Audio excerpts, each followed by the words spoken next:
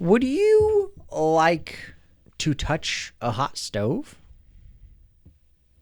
No. Wonderful, because that would be an example of bad advice. But, as most of our audience knows, there's plenty of times where you're not going to learn your lesson unless you touch that hot stove. So, what are some times when you have touched the hot stove? You were even warned, but you decided to touch that stove. I have touched a stove before, actually. Really? Yeah. Did you get a scar? No. That was a long time ago, but Okay. actually, you know what I got burned on the worst? What? A lamp. One of those old school. Like a halogen? Like one of those ones there with like... I don't know what type you technically call it, but like they were the really, really big glass ones. And I think actually used kerosene. Oh. But they had like the fabric wick and whatnot. Yeah. And oh, dude, I touched that thing. Ooh. Ouch. Boy, I tell you, I got some good advice after I touched it. Well, you know, it often feels like it goes that way. I'm sure someone prior to that, you know, there's got to be an aunt or uncle who like, hey, watch him. Well, in case you can't tell, folks, we're going to talk about some bad advice we've gotten over the years. And while you're watching this, I'm sure you've got some bad advice of your own that you can recollect. Mm-hmm. But this will be a good time for you to reflect on that and how you've learned from that. But what do you got as far as bad advice that you've gotten that you wish you hadn't taken or maybe didn't take and you're glad you didn't? So this one's going to get a little bit niche because I know there's controversy on this, but I did a short season in cross-country running. Okay. Now, you would assume by my physique that I've kept with this for years. Not at all. But, No. But there's a whole theory about carbing up prior to a race. And it's where you eat a whole bunch of pasta the night before. And then the next morning you go on a race. That way you have all the energy in the world. We were running 5Ks. That's 3.1 miles. Why do we need to eat 4,000 calories of carbohydrates, wake up sluggish the next day, and then try to run on that? That's a horrible piece of advice. And I know it's like modern, it's like wisdom for the people who do. We're not doing 35-mile runs. A good cross-country runner will do that in 20 minutes or less. Why am I? Dude, that was horrible advice. Looking back, I mean, plus, it was nothing but sugar I was eating. My face didn't like it. It was horrible advice. I'm not happy about that. Well, yeah, that I'm not an expert in that area, but that definitely doesn't sound like a really great piece of advice to me. No. Now, here's the thing. People will genuinely say, no, you're supposed to carb up. You didn't do it right. Your timing was off. Blah, blah. Quiet. You're wrong. Don't know what you're talking about. Are you a full-on 55-year running coach? No, because there's almost no 55-year running coaches. So, yeah. He's really calling it out there. I'm really salty about this one here. I can tell. Yeah. You know what? What? Why? It's like they were trying to sabotage me. Hi, I want you to run really slow tomorrow. So what I'm going to do, I'm going to feed you a ton of food because I need you to run really hard for 20 minutes. What? Are you outside your dang mind? 20 minutes! Now, I definitely did not run a 5K in 20 minutes. I was very slow. See, that's why you needed all that. No, I needed discipline and conditioning is what I needed. It was so bad. Oh, all right. That's front of my mind right now for bad advice. Don't worry, my coach would never see this. I hope not, because whoo, boy, did you call him out. What do you got, man? Okay, so for me, as far as some bad advice that I've gotten over the years, so before going to college, while I was at college, there's I got a lot of bad advice during that time. And, different people, different situations. I understand that.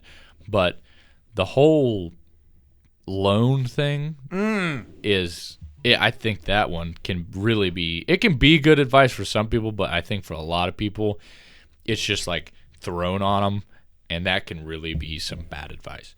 Agreed. If you don't understand how like interest works, signing a document with the word interest rate on there. Yeah. Especially the private ones where like they can go just outrageous. Like, $2,000-$3,000, like that's one thing, but when you start like financing like a mortgage payment type student loan, I think I was given it was almost presented to me as this is how you pay for college. So this is how you get your student loans. And I'm really glad that I didn't do a bunch of student loans while I was in college. I was actually fortunate enough to do most of my college career without student loans. I got some scholarships and whatnot. But I definitely think that can be some bad advice to some individuals who are looking to or are currently going through college. Don't just immediately sign up for the student loans without knowing what you're doing and just assuming that's the only way you have to pay for them and just jumping on that chip. That can definitely be some bad advice. So that's what I got for that. That can be a really bad advice for some people. On that same vein there, I'm gonna double tackle two items on this one. The car salesman and the credit card offer. Oh boy. Generally speaking, this is bad advice. If you see a salesman say, "Hey, it's only $350 a month." No. Run. Yep. Please run, because there's a lot of other important questions there. Like, why am I trying to sell a $35,000 to $50,000 brand new truck to a guy who just joined the military? Why am I doing that? That seems not wonderful. Maybe not always the kindest. Yes, I want the military people to have beautiful vehicles, but I'd rather you have it in cash. Yeah. Well, I think the ticket on that one, along with the credit cards, is it's bad advice to overextend yourself. Absolutely. Yeah. And I think, over leveraging. Yeah. The bad advice would be focusing on you can afford it.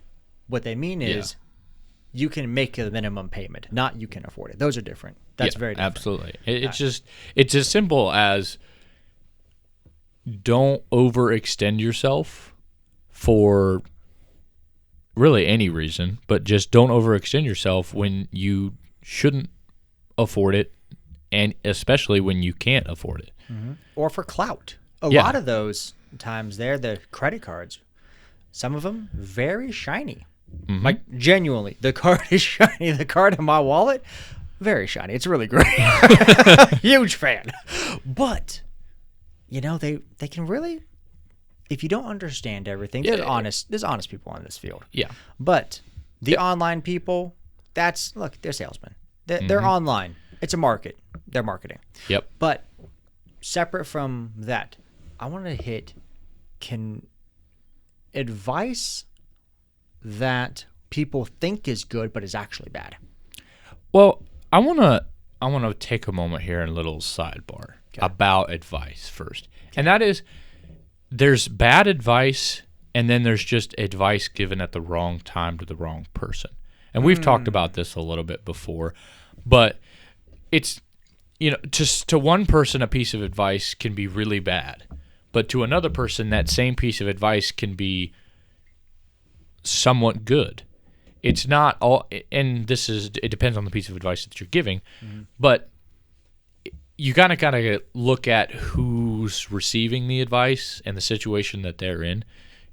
Like telling a kid, hey, go eat a whole bunch of candy is really not a great piece of advice. But telling a diabetic that, hey, you should probably go grab a candy bar, the same piece of advice can be different for different people, and that's a really humorous example, but you got to take into account the audience and what's going on there. So I would like to just take a moment. I thought that was really sweet that you brought up diabetics. You know who you are. Okay, so I knew he would like that one. oh, it's great. All right, just be nice. That's a fantastic one. That is a fantastic one. You don't always need to be nice. Being nice does not mean loving. Those are radically different often. So, for instance, if I see someone beating up somebody else, I could be nice and just walk up to the mugger and say, excuse me, sir. Right? Are you having a rough day? Why don't you tell me about your childhood? While he's laying into the other person, that's not the right thing. That's not nice. It's not loving to him or the person being attacked. Even cleaning his clock would even be if the it appropriate thing. even if it was, being nice is not always the right answer. Correct. Yeah, so just be nice. Don't ruffle any feathers. Yeah. Society sells the idea that being nice or being kind or being a agreeable person is the right thing to do always. Right. And that's not always the case. Absolutely not. And that's often where there's a lot of personality that comes into this. On the whole, women are more agreeable than men. It's just statistically true. That's fine. That's a personality item. There's people on all ways here, but that doesn't mean that works for everything. There's times where you need to be a bit disagreeable. Yeah, and absolutely. That doesn't mean bad things. Disagreeable just might mean I want to ask a clarifying question. Yeah. And a lot of people's spectrum on this is huge. Everything from I want a clarifying question to you're dead wrong. Yeah. Both of those are disagreeable. But it's not a finding free your not a free ticket to be a jerk. But you have to also stand your ground at times. You can't just let people walk all over you. So that's a really good one that you brought up. What about this one? Could be this is maybe a little bit for our newer generation here, but the term YOLO. How do you feel about that? You only live once. I got it tattooed on my chest. Kidding. But you can't really tell. So no, you only live once. While factually a true statement. Okay. Now the sentiment behind it, I like, which is life is meant to be lived to its fullest. So you only live once. The problem is people take it as I don't care about tomorrow, only today me matters. Yell YOLO and then do something dumb like drink an entire bottle of Jack. Fair enough. That's a mistake. Or, you know what? I know the car really can top out at 140. Huge mistake.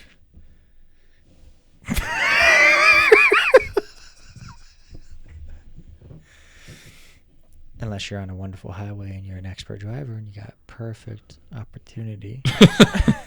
You got police escort, which, I'm not saying that if there's cops, but usually police escorts are in front of you. But there are many people who believe the police escort is the one where the cops are following. That's some bad advice. That is bad advice.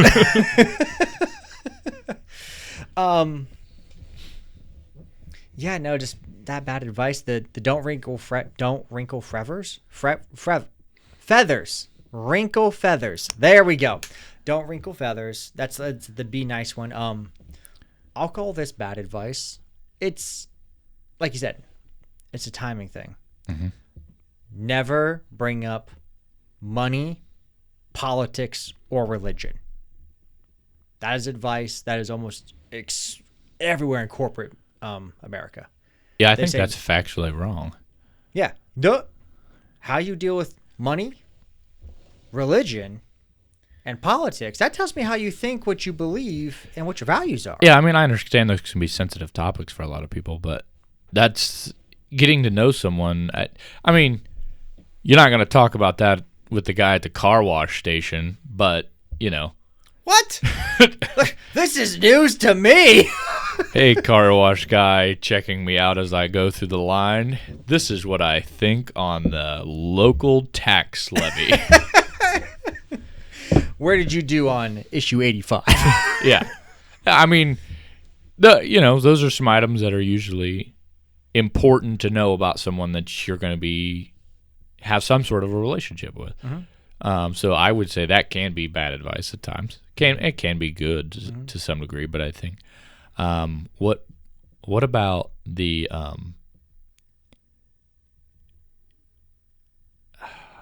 how should I word this? Follow your heart. Okay. And the people who say it, I like to assume mean better than that. But people hear the advice of follow your heart and be like, whatever my emotions say, whatever way the wind blows, that's where I'm going. Well, yeah, that kind of ties in with the YOLO piece of advice, which is you can't just use that as an excuse to do whatever you want. Mm-hmm. And I think any piece of advice that says, yes, you can do whatever you want, whenever you want, just because that's what you want, any piece of advice that says that is just incorrect. Mm-hmm. And you shouldn't follow that because that never ends well.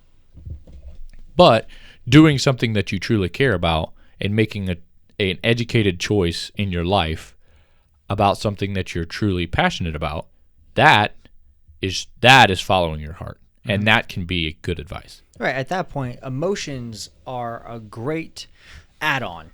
They are sprinkles on the cake. Mm-hmm. Do cakes have sprinkles? Only the best ones. That's right. Sprinkles on the cake.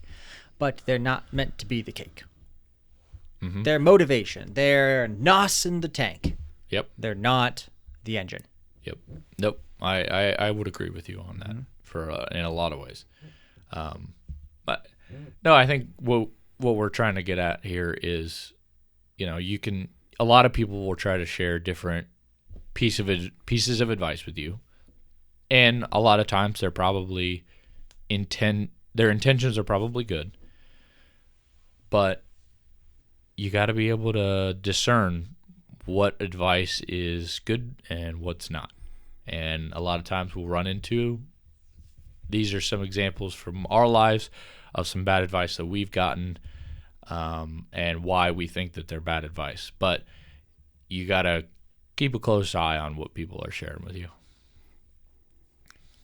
And tune into the next one where we discuss what is good advice, which is going to be a lot more fun because I'm probably not going to get nearly as heated about Coach telling me to eat a lot of carbs before running. Oh, no. Mm-mm.